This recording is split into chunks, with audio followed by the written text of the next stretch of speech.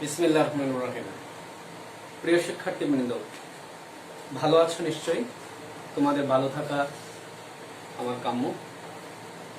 গত ক্লাসের ধারাবাহিকতায় আমি আছি তোমাদের সাথে, সাথে থাকবে প্রতিবেদন, ভাষণ। একটু বলে রাখা দরকার, প্রতিবেদনের সাথে ভাষণ প্লাস দিয়েছি। আমরা আলোচ্য বিষয়ের ক্ষেত্রে ভাষণ, প্রতিবেদন এই দুইটার পরবর্তীতে যদি আমাদের সময় সাপেক্ষ হয় তাহলে হয়তো আমরা অন্যান্য বিষয় নিয়েও একটু কথা বলবো ইনশাল্লাহ। সেক্ষেত্রে পরিভাষা, অনুবাদ কিংবা অন্যান্য বিষয় থাকলেও থাকতে পারে। আমরা আজকে তাহলে যে বিষয়টা নিয়ে কথা বলবো সেটা হচ্ছে প্রতিবেদন এবং ভাষণ। প্রিয় শিক্ষার্থীবৃন্দ, অনেকেই তোমাদের এই বিষয় সম্পর্কিত অনেক প্রশ্ন থাকে। যদি প্রশ্ন থাকে তাহলে কমেন্টসে জানাবে, আমি হয়তোবা তোমাদের পরবর্তীতে উত্তর দেওয়ার চেষ্টা করব। তাহলে আমরা চলে যাই। আজকে আমার বাংলার দ্বিতীয় পত্র এবং প্রথম পত্র মিলিয়ে 5 নাম্বার লেকচার তোমাদের সামনে উপস্থাপন করছি। তাহলে আমরা যে বিষয়টা নিয়ে কথা বলবো, আমরা প্রথমে লিখব, আজকে আলোচনা করব প্রতিবেদন, এর পরবর্তীতে ভাষণ। প্রিয় শিক্ষার্থীবৃন্দ, তাহলে আমরা তোমাদের সামনে আজকে প্রথমে লিখতে চাই প্রতিবেদন। আমরা একটু আলোচনা করব প্রতিবেদন বলতে আসলে কি বুঝি, প্রতিবেদন কাকে বলে, প্রতিবেদনের প্রকারভেদ এবং প্রতিবেদনের বৈশিষ্ট্যগুলো নিয়ে আমরা আজকে একটু কথা বলবো। ইংরেজিতে যাকে আমরা বলি রিপোর্ট, বাংলায় তাকে মূলত বলা হয়ে থাকে প্রতিবেদন, যার অর্থ হচ্ছে বিবরণী, যার অর্থ হচ্ছে উপস্থাপন করা, যার অর্থ হচ্ছে কোনো বৈশিষ্ট্য বা কোনো ঘটনা কারো কাছে উপস্থাপন করা বা পেশ করা। এই সমস্ত বিষয়বস্তুগুলোকে আমরা মূলত বলে থাকি প্রতিবেদন, বা ইংরেজিতে যাকে আমরা রিপোর্টও বলে থাকি। তো প্রতিবেদন আসলে এর সংজ্ঞায়িত করলে এমন দাঁড়াবে যে কোনো কিছু বিবরণী বা কোনো ঘটনা সম্পর্কিত কোনো বিষয় কোনো ব্যক্তি বা বস্তুর কাছে উপস্থাপন করা। বিবরণী উপস্থাপন করাকে মূলত বলা হয় থাকে প্রতিবেদন। এটাকে যদি আরেকটু ভালোভাবে বলি, কোনো ঘটনা বা কোনো নির্দিষ্ট ঘটনা বা বিষয়বস্তু যখন তথ্য অনুসন্ধানের পর কোনো ব্যক্তি বা বস্তুর নিকট, কোনো ব্যক্তি বা প্রতিষ্ঠানের নিকট, বস্তু নয়, কোনো ব্যক্তি বা প্রতিষ্ঠানের নিকট যদি বিবরণী উপস্থাপন করা হয় তখন সেটাকে বলা হবে প্রতিবেদন। তাহলে সংক্ষেপে বললে দাঁড়াচ্ছে হচ্ছে বিবরণী উপস্থাপন করা। সেটার কিছু রীতিশুদ্ধ নিয়ম আছে, নিয়ম মোতাবেক সেটা হয়ে থাকে। তো প্রতিবেদনের ক্ষেত্রে অনেকগুলো প্রকারভেদ আমরা লক্ষ্য করে থাকি, যেখানে আমাদের মধ্যে আছে নিয়মিত প্রতিবেদন, সাময়িক প্রতিবেদন তথা খসড়া প্রতিবেদন। প্রতিবেদনের মধ্যে থাকতে পারে চূড়ান্ত প্রতিবেদন, রীতিসিদ্ধ প্রতিবেদন, রীতি বিরুদ্ধ প্রতিবেদন, বিশেষ প্রতিবেদন, নির্বাহী প্রতিবেদন, কোম্পানি প্রতিবেদন, সরকারি বেসরকারি প্রতিবেদন, নানান মাত্রিক প্রতিবেদন আমাদের এখানে এখনো প্রচলিত আছে। তবে বলতে গেলে মোটা দাগে যদি আমরা বলি তাহলে প্রতিবেদনের ক্ষেত্রে আসলে মূলত দুইটাকে আমরা দেখতে পাই, বা আমাদের পরীক্ষা পদ্ধতির ক্ষেত্রে দুটা বিষয় মূলত প্রচলিত আছে। সেই দুটো বিষয়ের মধ্যে প্রথমত আমরা যদি বলি তাহলে 1 নম্বর হচ্ছে সংবাদ প্রতিবেদন। তাহলে প্রতিবেদনের প্রকারভেদের মধ্যে যদি আমরা যাই তাহলে প্রথমটা হচ্ছে সংবাদ প্রতিবেদন,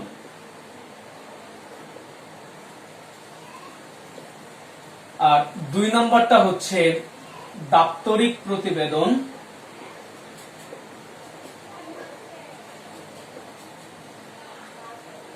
দাপ্তরিক প্রতিবেদন বা এটাকে প্রাতিষ্ঠানিক প্রতিবেদনও বলা যায়।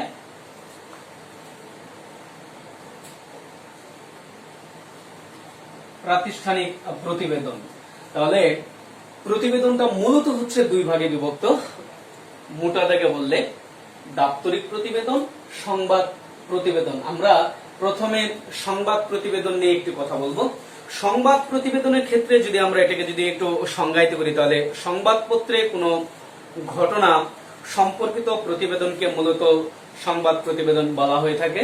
সেটা একজন সম্পাদক হতে পারে, সেটা একজন নিজস্ব প্রতিবেদক হতে পারে, দেশি কিংবা বিদেশি প্রতিবেদক বা সংবাদদাতাও হতে পারে সংবাদপত্র প্রতিবেদনের ক্ষেত্রে। আর দাপ্তরিক প্রতিবেদন কোনো প্রতিষ্ঠান কর্তৃপক্ষ যদি কোনো ব্যক্তিকে বা কোনো শিক্ষার্থী কিংবা কোনো শিক্ষককে যে প্রতিবেদন লিখতে দেয় বা লিখতে বলা হয়, ওই ধরনের প্রতিবেদনকে আমরা মূলত দাপ্তরিক বা প্রাতিষ্ঠানিক প্রতিবেদন বলে থাকি। আমরা প্রথমত দাপ্তরিক প্রতিবেদন নিয়ে আমরা প্রথমত সংবাদ প্রতিবেদন নিয়ে কথা বলবো এবং এই দিকটা তোমাদের সাথে আজকে বিস্তারিত আলোচনা করব। সংবাদ প্রতিবেদনের যে সমস্ত বৈশিষ্ট্যগুলো আমাদের মাঝে আছে আমরা আজকে উপস্থাপন করব। একটা সংবাদ প্রতিবেদনকে বা সাধারণ প্রতিবেদনকে মূলত 4টা ভাগে বিভক্ত করা যায়। প্রথমত যে বিষয়টা থাকবে নাম্বার 1 আমরা বলেছি 4টা ভাগে বিভাজিত করা যায়। একটা সাধারণ প্রতিবেদনের ভিতরে যে ভাগগুলো থাকে, প্রথমত থাকবে শিরোনাম, দ্বিতীয়ত থাকবে সূচনা অংশ, তাহলে শিরোনাম, সূচনা অংশ, তথ্যপঞ্জি বা বিষয়বস্তু, এবং সর্বশেষ যেটা থাকবে সেটা হচ্ছে প্রতিবেদকের নাম, ঠিকানা, স্বাক্ষর বা অন্যান্য যে সমস্ত বিষয়বস্তুগুলো রয়েছে এই সমস্ত বিষয়বস্তুগুলো। তাহলে একটা প্রতিবেদনটাকে আমরা মোট ভাগ করেছি, বিভাজিত করেছি 4টা ভাগে। 1 নাম্বার বলেছি শিরোনাম, 2 নাম্বার বলেছি আমরা সূচনা অংশ, 3 নাম্বার বলেছি আমরা তথ্যপঞ্জি বা বিষয়বস্তু, এবং 4 নম্বরে বলেছি আমরা প্রতিবেদকের নাম, ঠিকানা এবং অন্যান্য বিষয়বস্তু বা স্বাক্ষর যদি থাকে, এই সমস্ত বিষয়বস্তুগুলো নিয়ে, এই ভাগগুলো নিয়ে মূলত প্রতিবেদনটা গঠিত হয়। তাহলে 1 নম্বরে আমরা যে বিষয়টা বলেছিলাম সেটা হচ্ছে শিরোনাম। তো একটা প্রতিবেদন লিখতে গেলে আমরা আগে শিরোনাম লিখবো, সেটা হতে পারে খাদ্যে ভেজাল বা দ্রব্যমূল্য ঊর্ধ্বগতি কিংবা আইন শৃঙ্খলা পরিস্থিতির অবনতি কিংবা যানজট, এই সমস্ত বিষয়বস্তুগুলো হচ্ছে এই সংবাদ প্রতিবেদনের অন্তর্ভুক্ত বা এগুলো সংবাদ প্রতিবেদনের বিষয়বস্তু হতে পারে। আমরা যদি লিখি যে আইন শৃঙ্খলা পরিস্থিতি কিংবা যানজট, এই সমস্ত বিষয়বস্তুগুলো লিখলেও আমরা লিখতে পারি যানজট একটি ভয়াবহ সমস্যা, আমি একটা শিরোনাম লিখলাম, অর্থাৎ প্রতিবেদনের শুরুতে আমার শিরোনামটা আগে অবশ্যই লিখে নিতে হবে। কিংবা আইন শৃঙ্খলা পরিস্থিতির অবনতি একটু লিখলাম, আইন শৃঙ্খলা পরিস্থিতির শিরোনামটা আমি লিখলাম আইন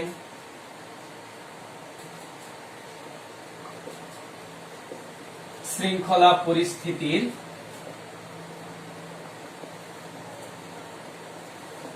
চরম অবনতি। আমি শিরোনামটা লিখলাম, সবার উপরে শিরোনামটা লিখে নিব। শিরোনামটা এমন ভাবে লিখবো যাতে করে মূল অংশের তাৎপর্য যেন এখানে থাকে। শিরোনাম যতটুকু সম্ভব ছোট করা অতটুকু আমাদের লিখতে হবে। শিরোনামটা অবশ্যই আকর্ষণীয় থাকতে হবে যাতে করে পাঠক শিরোনামেই অনেকটা আকর্ষণীয় হয়ে ওঠে বা এই খবরটি পড়তে এসে উৎসাহী হয়ে ওঠে। অর্থাৎ 1 নম্বরে যেটা থাকবে সেটা হচ্ছে শিরোনাম, আমরা এটা লিখলাম। তাহলে মোট আমরা বলেছিলাম যে একটা প্রতিবেদনকে 4টা ভাগে বিভাজিত করব। 1 নম্বরে লিখেছি আমরা শিরোনাম, যে কোনো প্রতিবেদনে লিখি না কেন তার শিরোনামটা আগে উপস্থাপন করে নেব।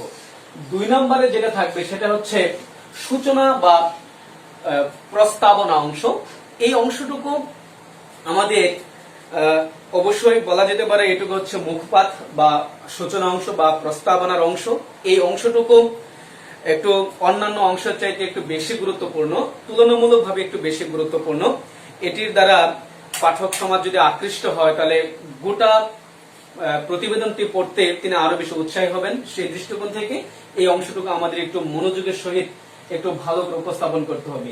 তার আগে আমরা প্রতিবেদনটা যখন আমি লিখবো সে কি আসলে নিজস্ব প্রতিবেদক নাকি কোন সংবাদদাতা, হ্যাঁ, এটা আমার আগে ঠিকানাটা লিখতে হবে এবং তারিখটা আগে একটু লিখে নিতে হবে। তাহলে আমি যদি শুরু করি, লিখলাম নিজস্ব সংবাদদাতা বা নিজস্ব প্রতিবেদক আমি লিখতে পারি। আমি এখান থেকে শুরু করব, নিজস্ব প্রতিবেদক। এরপরে লিখবো আমি তারিখ, জায়গার নামটা লিখবো। আমি সংক্ষিপ্ত নাম পেলাম, নামটা লিখে নিলাম ঢাকা। এর পরবর্তীতে এখানেও ডাবল দাঁড়িয়ে দিব, আমরা কমাও ব্যবহার করতে পারি। এরপরে আমি লিখবো তারিখটা লিখবো 27 জুন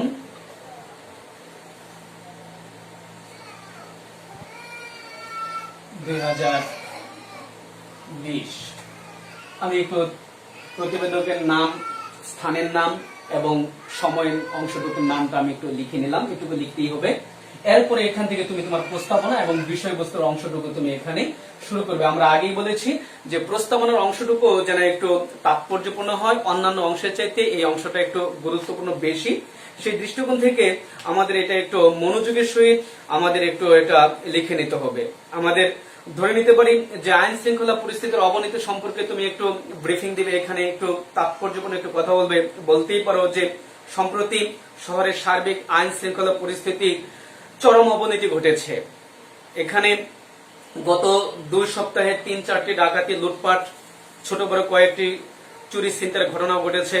প্রত্যহ সন্ত্রাসী, চাঁদাবাজি, ছিনতাই, ভাঙচুর, খুন, রাহাজানি এই সমস্ত কিছু নিয়ে এই আমাদের এই শহর নিত্য নৈমিত্তিক ঘটনা হয়ে দাঁড়িয়েছে। এই শহরে এই সমস্ত বিষয়বস্তুগুলো তুমি এখানে উপস্থাপন করলে, অর্থাৎ যে বিষয়টা তুমি লিখবে। যদি তুমি বলে থাকো যে যানজট সম্পর্কে, তাহলে যানজট নিয়ে এখানে একটি তথ্য তুমি উপস্থাপন করবে, অর্থাৎ একটা গুরুত্বপূর্ণ বিষয় উপস্থাপন করবে প্রস্তাবনার অংশটুকু, যে যানজট একটি ভয়াবহ সমস্যা। বর্তমান কালে যে সমস্ত সমস্যাগুলো রয়েছে তার মধ্যে অন্যতম এই যানজট।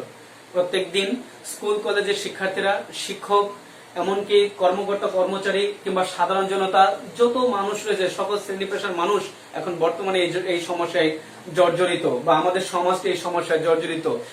এটা আজকে উত্তরণ করা আমাদের সমাজের জরুরি বিষয় হয়ে দাঁড়িয়েছে। তোমার মতো করে তুমি এখানে যেটা ভালো মনে হয় একটু ভালো করে একটা প্রস্তাবনার অংশটুকু তুমি উপস্থাপন করলে, তাহলে 2 নম্বরে আমাদের এই প্যারা যেটা গেল, সেখানে আমরা তাহলে পাইলাম কি সূচনা বা প্রস্তাবনা, তুমি যেটাই লেখো না কেন, আমরা এখানে যেটা পাইলাম, তাহলে এই প্যারাটা হলো একটা প্যারা লিখলাম আমরা এখানে। এই প্যারাটা তুমি লিখবা কি প্রস্তাবনা অংশ, তুমি যেটা ভালো মনে করো তোমার মতো করে তুমি এখানে এই প্যারাটা নেবে। 3 নম্বরে যেই অপশনটা থাকবে, আমরা যেটা বলেছিলাম 3 নম্বরের ক্ষেত্রে বলেছিলাম তথ্যপঞ্জি বা বিষয়বস্তু। এটাই হচ্ছে মূলত তথ্যপঞ্জি,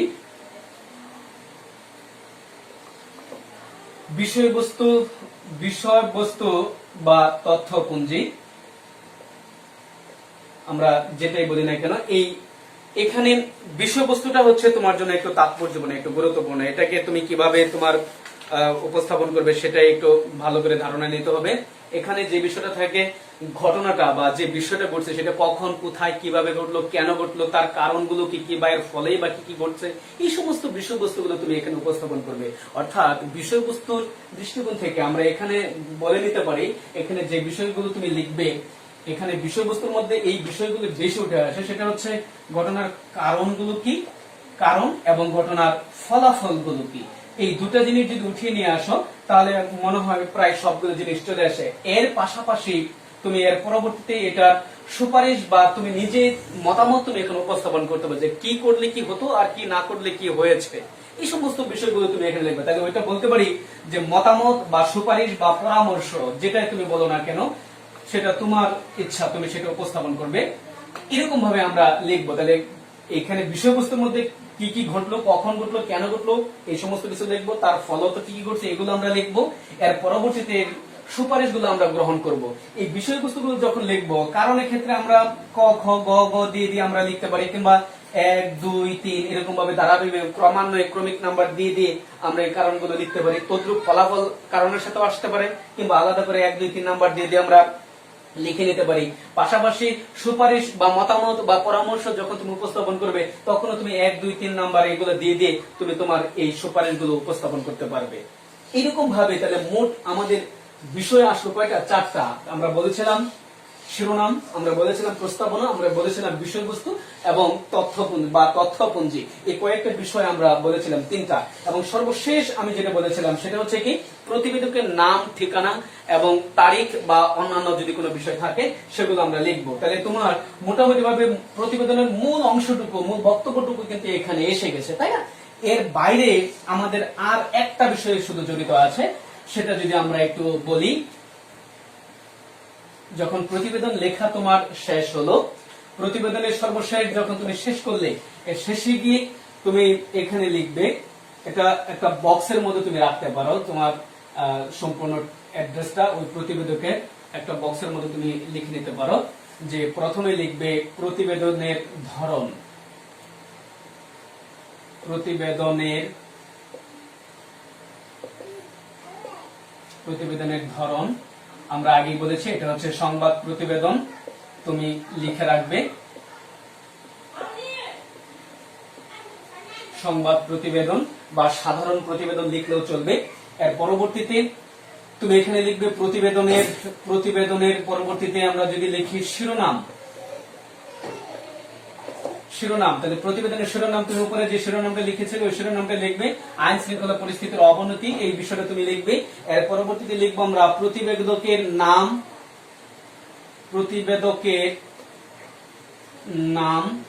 ও ঠিকানা। তুমি আলাদা করে লিখতে পারো, প্রতিবেদকের ঠিকানা আলাদা করে লিখতে পারো। প্রতিবেদকের নাম আমি লিখলাম, ধরে নিলাম ক। প্রতিবেদকের ঠিকানা আমি ধরে নিলাম খ। তুমি তোমার মতো করে তোমার অ্যাড্রেসটা তুমি লিখবে।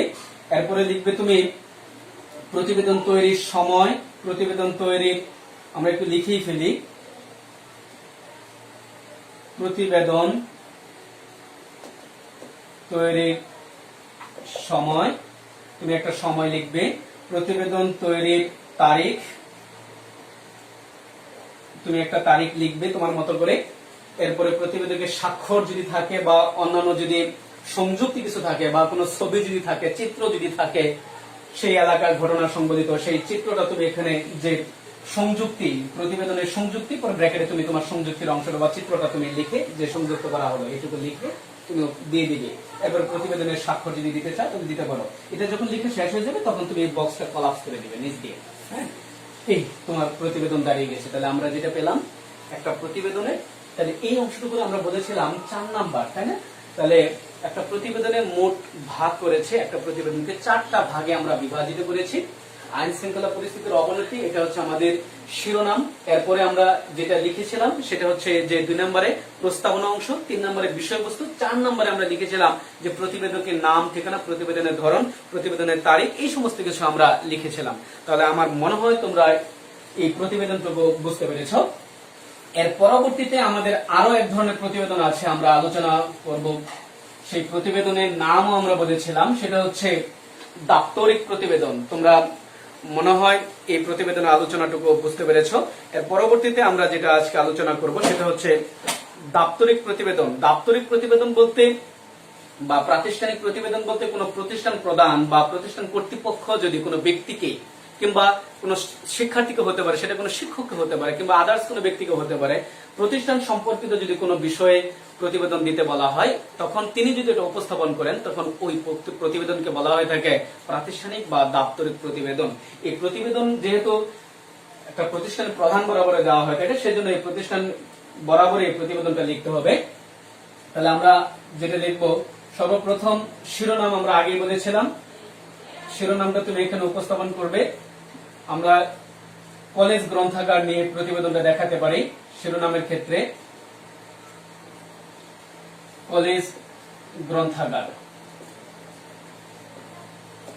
কলেজ গ্রন্থাগার বা কলেজে ছাত্র হোস্টেল কিংবা কলেজে বিজ্ঞান মেলা সম্পর্কিত প্রতিবেদন কিংবা কলেজে তোমার কলেজে আইন শৃঙ্খলা পরিস্থিতির অবনতি কিংবা তোমার কলেজে শিক্ষা ব্যবস্থা নানান দুর্গতি, এই সমস্ত কিছু নিয়ে তোমার প্রতিষ্ঠান কেন্দ্রিক যেগুলো হয়ে থাকে এগুলো নিয়ে তুমি উপস্থাপন করবে। আমি যেটা লিখলাম সেটা হচ্ছে কলেজ গ্রন্থাগার, বিষয়টা ছোট করে লিখলাম কলেজ গ্রন্থাগার।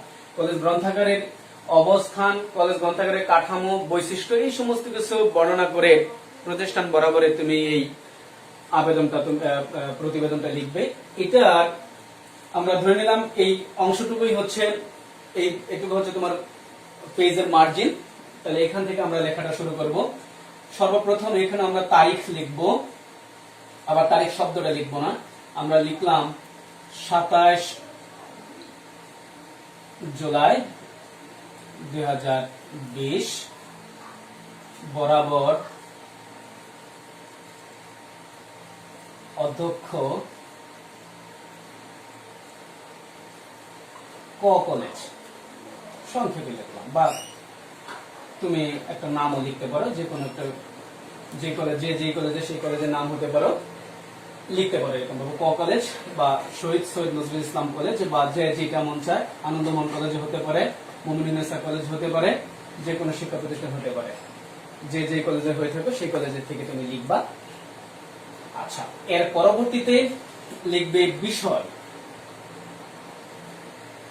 বিষয় কি?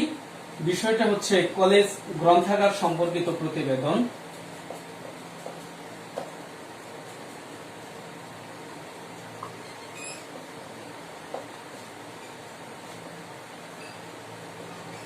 কলেজ গ্রন্থাগার সম্পর্কিত প্রতিবেদন। এবং এখানে তুমি যে প্রতিবেদনটা লিখছো সেই প্রতিবেদনটা লেখার জন্য প্রিন্সিপাল মহোদয় তোমাকে এর আগে একটা চিঠি দিয়েছে বা তোমাকে জানান দিয়েছে যে এই স্মারক নাম্বার অনুযায়ী তুমি একটা প্রতিবেদন লিখে নিয়ে আসো। তোমাকে স্মারক নাম্বারটা প্রিন্সিপাল স্যার বলে দিয়েছে, সেই স্মারক নাম্বারটা তুমি এখানে লিখবে। ধরো যদি তুমি সৈয়দ নজরুল হয়ে থাকো তাহলে লিখতে পারো যেটা হলো স্মারক নাম্বার, তোমার স্মারক নাম্বার বা সূত্র নাম্বারটা তুমি লিখলা, স্মারক নং তুমি লিখলা। স্মারক নং হতে পারে সংক্ষিপ্ত করে লিখলা সৈন্য 71 বাই ক বা একটা ঠিকানা তুমি লিখলে, এটা যে কোনো তারিখ হতে পারে, তোমার প্রাসঙ্গিক বা যে কোনো তুমি লিখে দিতে পারো। ওই দিনের তারিখটা তুমি দিয়ে দিতে পারো। 20 তারিখ তোমাকে চিঠিটা দিয়েছে, 20/6/2020। এইটাকে আমরা স্মারক নাম্বার বানিয়ে নিলাম। এটা তুমি তোমার ইচ্ছা মতো করে তুমি বানিয়ে নিতে পারো, যেটা হতে পারে। এটা হচ্ছে স্মারক নাম্বার। এর পরবর্তীতে আমি এখানে লিখবো নিবেদন অংশটুকু, অর্থাৎ অধ্যক্ষ মহোদয় আমাকে বলছে সেই নিবেদন অংশটুকু এখানে আমাকে লিখে নিতে হবে। আমি এখানে লিখবো কি, যে এত নং, এই নংটাই তুমি এখানে লিখবে যে এত নং স্মারক অনুযায়ী যে 6/71/ক 20/6/2020 তারিখে 2020 তারিখ আপনার স্মারক নং অনুযায়ী আদিষ্ট হয়ে কলেজ গ্রন্থাগার সম্পর্কিত প্রতিবেদনটি তথ্যানুসন্ধান পূর্বক আপনার সদয় অবগতির জন্য উপস্থাপন করা হলো, বা আদিষ্ট হয়ে কলেজ গ্রন্থাগার সম্পর্কিত প্রতিবেদনটি আপনার সদয় অবগতির জন্য উপস্থাপন বা পেশ করা হলো। তুমি এখানে লিখে নিলে পেশ করা হলো। তাহলে এইটুকুর মধ্যে তুমি কি লিখবে? নিবেদন অংশটুকু, যে বিনীত নিবেদন। এই যে এটুকু না লিখলেও চলবে, সরাসরি এখান থেকে চলে যেতে পারো যে এত নং স্মারক অনুযায়ী আদিষ্ট হয়ে, এত নং বলতে কোনটুকু, যে এইটুকু, এত নং স্মারক অনুযায়ী আদিষ্ট হয়ে কলেজ গ্রন্থাগার সম্পর্কিত প্রতিবেদনটি আপনার সদয় অবগতির জন্য উপস্থাপন করা হলো। এইটুকু তুমি উপস্থাপন করলে। তাহলে এর পরবর্তীতে যেটা থাকবে সেটা হচ্ছে বিষয়বস্তু। বিষয়বস্তু নিয়ে আমরা এখানে কথা বলবো, যে কলেজ গ্রন্থাগারের অবস্থান কেমন, কি কি আছে আর কি কি নেই, কি কি থাকলে ভালো হতো। এখানেও ঠিক ওরকম ভাবে বিষয়বস্তুর ক্ষেত্রে আমরা আগে যেখানে দেখিয়েছিলাম ওরকম ভাবে আমরা বিষয়বস্তুগুলো একটু আলোচনা করবো আর কি। যেমন একটা কলেজের বিষয়বস্তু থাকলে তুমি এখানে এগুলো ক্রমিক নাম্বার অনুযায়ী দিতে পারো, যে কি কি বিষয় আছে আর কি কি বিষয় কেমন আছে, এগুলো তুমি ক্রমিক নাম্বার অনুযায়ী দিতে পারো। 1 2 3 এরকম ভাবে ক্রমিক নাম্বার, 4 5 6 এরকম ভাবে কয়েকটা ক্রমিক নাম্বারে সাজাতে পারো। বলতে পারো তুমি এরকম ভাবে যে কলেজটি এত সালে প্রতিষ্ঠার সাথে সাথে কলেজ গ্রন্থাগারটি এত সালে প্রতিষ্ঠা হয়, অর্থাৎ প্রতিষ্ঠা লগ্ন থেকে কলেজ গ্রন্থাগারটি প্রতিষ্ঠা হয়েছে। কিন্তু শিক্ষার্থীরা বই এবং প্রয়োজনের তুলনায় যথাসম্ভব পড়াশোনার এরকম ভাবে সুব্যবস্থা নেই। বই আগে যা ছিল তার চেয়ে ক্রমান্বয়ে বইগুলো কমছে এবং এই অবস্থার আর্থিক অবস্থা আস্তে আস্তে দুর্বলতার দিকে এগিয়ে যাচ্ছে। একটা তুমি লিখলাম। এর পরবর্তীতে আরো তুমি লিখতে পারো যে বিপুল পরিমাণ বই এখানে নেই, একজন দক্ষ লাইব্রেরিয়ান থাকা দরকার। একজন দক্ষ লাইব্রেরিয়ান নেই, কিংবা ক্যাটালগ পদ্ধতিতে বইগুলো রক্ষণাবেক্ষণ করা হয় না, যেগুলো বইগুলো এখন আর খুঁজে পাওয়া যায় না। শিক্ষার্থীরা বইগুলো খুঁজতে অনেক কষ্ট হয়। বিজ্ঞানসম্মত উপায়ে বইগুলো তালিকা করা হয় না। মেট্রিক পদ্ধতিতে বইগুলো তালিকা করা হয় না। দশমিক পদ্ধতিতে লাইব্রেরিয়ান অদক্ষ। এই সমস্ত কিছু কারণে আধুনিকায়নের যে ছোঁয়া, সেই ছোঁয়াগুলো এই লাইব্রেরি বা এই গ্রন্থাগার সম্পূর্ণ বঞ্চিত হচ্ছে। বই রক্ষণাবেক্ষণে তেমন কোনো সচেতনতা নেই। সবকিছু কারণে আমাদের লাইব্রেরির বা এই গ্রন্থাগারের বা এই কলেজের এবং শিক্ষার্থীদের কোনো খুব বেশি একটা সফল বই নিয়ে আসে না। এই সম্পর্কিত তোমরা 4-5টা আলোচনা তোমরা এখানে লিখলে। এর পরবর্তীতে গিয়ে তুমি যে কলেজের বেহাল দশা উপস্থাপন করলে, লাইব্রেরির বেহাল দশা উপস্থাপন করলে, তাহলে এখান থেকে কি তোমাদের একটু কিভাবে ভালো করা যায় বা একটু পরামর্শ আছে না? সেই দৃষ্টিকোণ থেকে তুমি কয়েকটা সুপারিশ করবে। 4 নম্বরে তুমি যদি 5টা লিখে থাকো তাহলে 5 নাম্বার 6 নম্বরে গিয়ে তুমি কি লিখবা? 5 বা 6 নম্বরে গিয়ে তুমি লিখবে যে নিম্নোক্ত সুপারিশ উপস্থাপন করছে। যেহেতু এখানে নাম্বার এগুলো আছে তাহলে এগুলোকে তুমি ক খ গ এগুলো ব্যবহার করো। ক লেখলা, খ লেখলা, এগুলো কি? এগুলো তুমি ব্যবহার করতেছো কি? সুপারিশের ক্ষেত্রে ব্যবহার করছো, তাই না? এগুলো তুমি নিজে এখানে সুপারিশগুলো উপস্থাপন করতেছো। কয়েকটা সুপারিশ তুমি উপস্থাপন করো যেগুলো বলেছো। যেমন নতুন করে একটা কমিটি গঠন করা, ছাত্রদের কাছ থেকে চাঁদা আদায় কিভাবে করা যায় সেই লক্ষ্যে ব্যবস্থা গ্রহণ করা, চাঁদা আদায় করে নতুন বই সংগ্রহ করা, শিক্ষার্থীরা যাতে করে বাসায় বই নিয়ে যেতে পারে সেই লক্ষ্যে ব্যবস্থা গ্রহণ করা। এর পরবর্তীতে নতুন করে আরো বই কিছু ক্রয় করা, একজন দক্ষ লাইব্রেরিয়ান নিয়োগ করা, ক্যাটালগ পদ্ধতিতে বইগুলো রক্ষণাবেক্ষণ করা, এই সমস্ত কিছু দরকার। অর্থাৎ যা ভালো মনে করো তুমি, এরকম ভাবে কিছু পরামর্শ, কিছু সুপারিশ তুমি এখানে উপস্থাপন করবে। যখন তোমার দুইটাই যখন শেষ হলো, সবশেষে কি তুমি যেটা লিখবে সেটা হচ্ছে যে যখন শেষ হলো বিনীত বা নিবেদক। এখানে একটু মনে রাখা দরকার, আমরা অনেকে বিনীত নিবেদক লিখে, কথাটা কিন্তু ভুল। বিনীত হলে নিবেদক হবে না, নিবেদক হলে বিনীত হবে না। এখানে তুমি লিখবে নিবেদক। নিবেদক তুমি যে লিখেছিলে সেই হবে, সেটা ক অথবা খ যেই হতে পারে। আমি জানি না কি লিখেছিলাম আগে, ধরে নিলাম ক লিখেছিলাম, ক অথবা খ একটা নাম তুমি লিখে নেবে। এবং যখন শেষ হয়ে গেল তখন তুমি একটা খাম বানাবে, প্রতিবেদনের শেষে একটা খাম বানাবে। কারণ অধ্যক্ষ মহোদয়কে যখন এটা দিব তখন আমরা এটা হ্যান্ড টু হ্যান্ড দিব, যে কারণে আমরা ডাক বা ডাক টিকিট যেটা লিখে আমরা সেটা লিখবো না। প্রেরক, তাহলে প্রেরক হচ্ছ তুমি, প্রেরক হচ্ছ তুমি, নাম লিখবে প্রেরক, সরি এখানে না, নামটা লিখবে, নাম ক, ঠিকানা লিখবে, ঠিকানা খ, বা তোমার যে ঠিকানাটা আছে তুমি এখানে লিখবে। এরপরে যদি লেখো প্রাপক, প্রাপক তুমি লিখবে এখানে প্রাপক অধ্যক্ষ মহোদয়, অধ্যক্ষ কলেজের নাম সম্ভবত ক কলেজ লিখেছিলাম, বা তুমি যেই কলেজে আছো সেই কলেজ লিখবে, ক কলেজ ময়মনসিংহ, এইটুকু তুমি লিখবে। এইভাবে আমরা এই দাপ্তরিক প্রতিবেদনগুলো আমরা এরকম ভাবে আমরা সাজাবো। তাহলে আমরা পাইলাম প্রতিবেদন কিভাবে লিখে, দুই ধরনের প্রতিবেদন আমরা দেখিয়েছি। প্রিয় শিক্ষার্থীরা, আমরা আরেকটু দেখাবো, সেটা হচ্ছে ভাষণ। আমরা প্লাস দিয়েছিলাম, মনে হয় প্লাস বা অন্যান্য বিষয় নিয়ে হয়তো কথা বলতে পারবো না। আমরা ভাষণ নিয়ে একটু কথা বলি। এটা অল্প সময় শেষ করা যাবে বিধায় আমরা সময়টা রেখেছি অল্পই। ভাষণ, একটা ভাষণের মাঝখানে মোট 4টি বিষয় থাকে।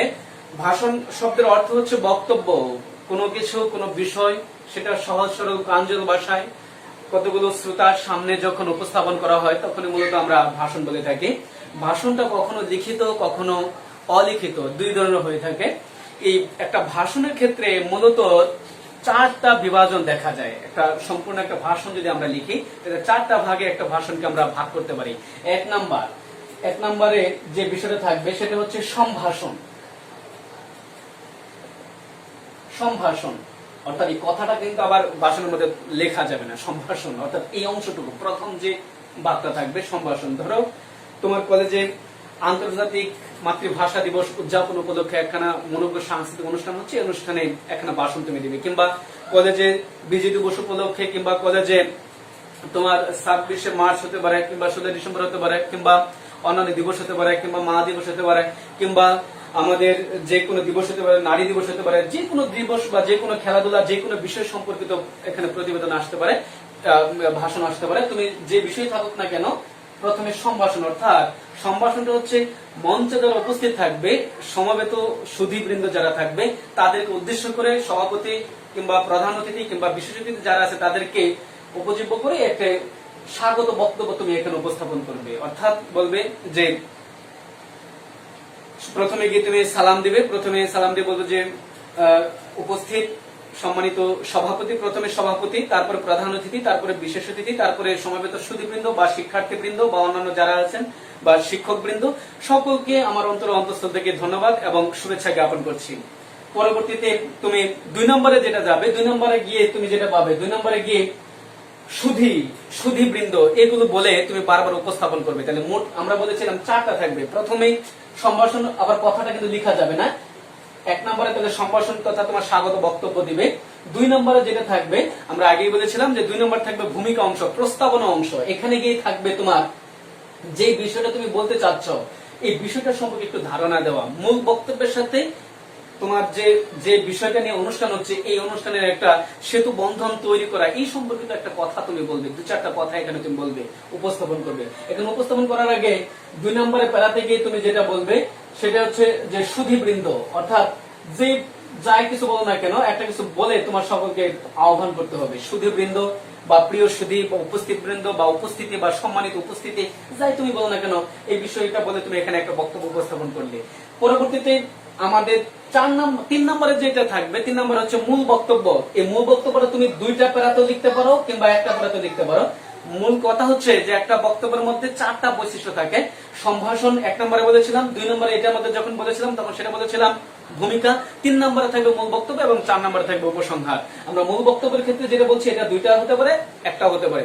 যদি 2টা লেখো তাহলে এখানে লিখতে পারো একবার সুধীবৃন্দ রয়েছে, তাহলে উপস্থিতি বা প্রিয় উপস্থিতিবৃন্দ, প্রিয় ভাইয়েরা আমার, প্রিয় বোনেরা আমার, বা প্রিয় ভাই বোনেরা, এরকম ভাবে 2টা প্যারা তুমি লিখলে। যে বিষয়টা লিখবে এই বিষয়টা সম্পর্কে তুমি আলোকপাত করলে। এবং সর্বশেষ তোমার যে প্যারাটা থাকবে সেই প্যারাটা উপসংহার। মূল বক্তব্যের সংঘবদ্ধ করে মূল বক্তব্যের সার সংক্ষেপটুকু তুমি এখানে উপস্থাপন করে পুনরায় সকলকে আবার ধন্যবাদ এবং সালাম জানি তুমি তোমার বক্তব্য এখানে শেষ করবে। তাহলে মোট যে বৈশিষ্ট্যটা আমরা পাইলাম, একটা ভাষণের মধ্যে মোট 4টা বৈশিষ্ট্য থাকবে: সম্ভাষণ, ভূমিকা, মূল বক্তব্য, উপসংহার। এই 4টা বৈশিষ্ট্য মিলে আমাদের একটা ভাষণ। প্রিয় শিক্ষার্থীবৃন্দ, আমরা বলেছিলাম যে অন্যান্য বিষয় নিয়ে কথা বলবো, হয়তোবা আগামী ক্লাসে হয়তোবা আবার কথা হবে।